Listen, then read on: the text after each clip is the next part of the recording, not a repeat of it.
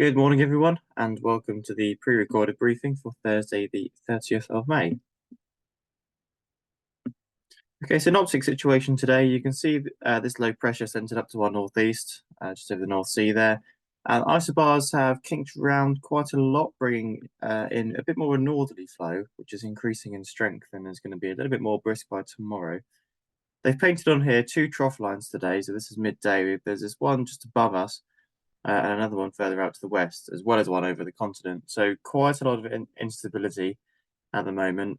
Certainly will be soarable at times, but it will very quickly develop into showers and potentially thunderstorms if we're very unlucky, although I don't think we'll catch any thunderstorms in our area. Continuing on to tomorrow then, high pressure building from the west. These isobars coming even further out, bringing in a more certain northerly flow. Going into the weekend, looking reasonably settled, provided this small front here stays clear of us. And it's a similar picture on Sunday by the looks of it. So there's high pressure taking over as we go into the weekend and looking a little bit nicer. Wind today, 330, about 20 to 25 knots. So a little bit stronger than it has been the last few days. Certainly something to keep an eye on. Satpic, well, it's a pretty cloudy outlook, really. You can see lots of showers out to the west and there's just a lot of cloud over the top of us at the moment. Yeah, you see these showers here, quite heavy in places, certainly down to the south over the channel. There's a bit of a gap above us to the north, and then more showers up there behind. So if we run through showers for the day, looks like once this band has gone through in the early hours this morning, it shouldn't be too heavy or too persistent this morning, but you can see lots of scattered showers around. Looks like there's a band that's going to be getting quite near us about midday. So if we could catch the edge of that and get quite a lot of rain, or we might not get too much. Going into the afternoon, just more development really. You can see some slightly stronger showers developing. With the nature of this sort of weather, we can never predict where these are going to end up, but we just see the general spread of scattered showers, some of which being reasonably heavy. We just have to keep an eye on it as the day goes on. Going later into the afternoon, it looks like it might be drying out slightly, but you can see again a line here about 6 o'clock, so potentially quite showery all day. Public forecast then showing intermittent showers, some at 9, 10 o'clock, and then another one at 2 o'clock, and some lighter rain at 4, 5 o'clock. This is likely to change every hour. Wind showing a fairly steady breeze from the west-northwest. Quite humid at the moment and reducing a little bit this morning, so cloud will work its way up. And UV getting up to 5 or 6, so still need sun cream. So midday, temperatures of about 13 to 14 degrees. A couple of hours later, maybe a bit warmer, so we've got 15s and 16s here. Dew points at midday, about 11, and later on in the day, much the same, about 12. So it should generally improve as the day goes on in terms of cloud base and the soaring, although, as I mentioned, when it does get soarable, it will develop into showers quite quickly. Current view outside, it's flyable, but not overly inspiring at the moment. Currently 12 degrees, dew points at 9.5. Dave Masson's forecast, so some cumulus 2,000 feet up, tops to 4,000 this morning.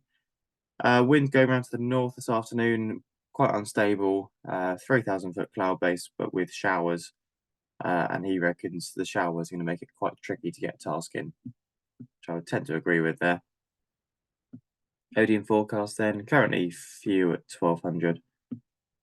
Forecast all day is few at 3,000 with a tempo all day of scattered at 1,800, towering cumulus and rain showers. And they've also got prop 30 here all day of cumulonimbus and heavy rain showers. So really covering themselves there, a little bit of everything.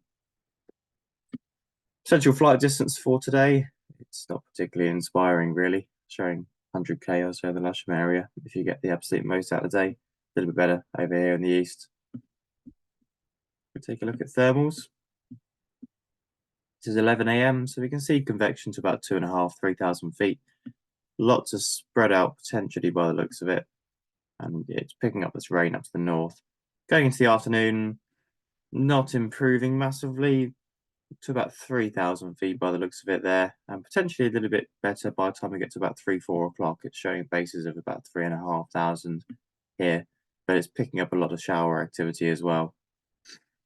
If we look at our site forecasts, thermal strength 1 to 2 knots. It looks like it's not going to be very good. Usable heights 2,000 this morning, increasing to 2.5 into the afternoon, and then about 3.5 later the afternoon. And again, you see on here showers at times. Okay, NOTAMs, the only one that you might be near is Western on the Green is active. Otherwise, there's nothing in the potential task area to worry about. Okay, operationally, the club setup provisionally will be a standard competition setup. This is assuming the comp does go, so that'll be the launch point on the premise track up here, and aerotow only from about here. I'll put out a couple of cones here, and if you can please make sure you position the glider for your launch just outside of those cones, i.e. no closer to the launch point than the outermost cone. Make sure you're not too close to the tugs and everything such that it's dangerous, but also so there's a gap to get gliders through when they're towing out. Competition grid will be on the runway here, 80 or so gliders, so it'll be pretty busy. And it's important that all our circuits in the club operation will be onto the north side grass. So all right-hand circuits to the north side grass, landing in the direction of 27. It's probable that the competition will be landing 27 on the main runway, with the option of landing 09 on the south side grass if they're marginal. But with the wind going around to the north, they may brief that they're actually landing 09 with a slight tailwind. Not entirely sure until they do their briefing, but for now, club operation all landing 27 north side grass, nothing else. In the event that they do scrub, which I personally think is reasonably likely, but I've been told that they are still hoping to fly, we'll move to a standard setup on 27 with the launch point over here. And we'll be winch launching with the cables running down the southern edge of the runway here. And aerotows will then be from the northern edge of the runway. So a standard summer setup on 27 if the comp scrubs. If they do scrub and they're already set up, it will take quite a lot of time for them to remove all their gliders and us to get all the winches and everything ready. If we are winch launching, please remember we'll need quite a lot of correction to the north or to the right. And then, of course, in this setup, all landings will be onto 27 left or right-hand circuits. Okay, 3 K21s available, 2 K13s, 2 baby grobs, and all 3 discuses. A couple of notices. So, of course, yeah, aerotow only if the competition flies, but winch will be available if they scrub. No movements. They're talking about using an opportunity if they're not doing that much flying today to do some runway repairs. I will work that out when it comes to it. We might have to slightly change the operation, or we might have to pause flying. The simulator is available while it is raining. As I mentioned, aerotow only. For the winch current pilots or pilots under instruction, there's a reduced price. That's £25 to 1,500 feet. All circuits to the north side grass, so long as the comp is on. The comp is likely to launch from about 11 a.m. onwards. They'll probably try to get going sooner rather than later to avoid the showers if they do go today. During which we'll stop the club operation, usually for about 1 hour. And please be aware if you're flying at the same time, there'll be a lot of gliders around, so keep a really good lookout and do not take off if your flarm is not serviceable.